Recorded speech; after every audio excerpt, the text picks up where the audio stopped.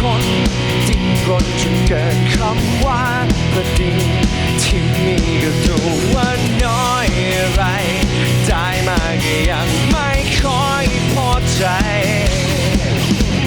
ฉันอาจจะเป็นอย่างนั้นกำลังแข่งขันแข่งแย่งชิงกันไปแต่เหตุที่ฉันไม่เป็นอย่างไร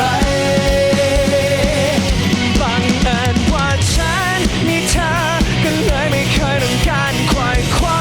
อะไรไม่ดิ้นให้ทรมานหวั่นไหวหยุดและมันคงกว่าเดิมตั้งแต่ที่ฉันมีเธอก็รู้ว่าความต้องการหมดแล้วไม่ต้องทะเยอทะยานแค่นี้ก็สู้ทุกวันแค่มีเธอฉันยังไงก็เพียงพอ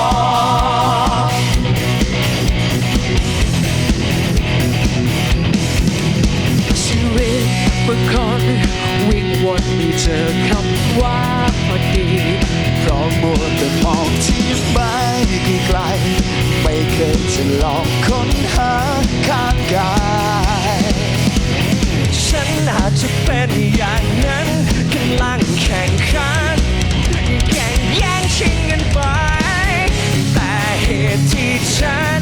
ไม่เป็นอย่างใครบังเอิญว่าฉันมีเธอก็เลยไม่เคยต้องการไขว่คว้าอะไรไม่ดิ้นให้ทรมานหวั่นไหวหยุดและมันคงกว่าเดิมตั้งแต่ที่ฉันมีเธอ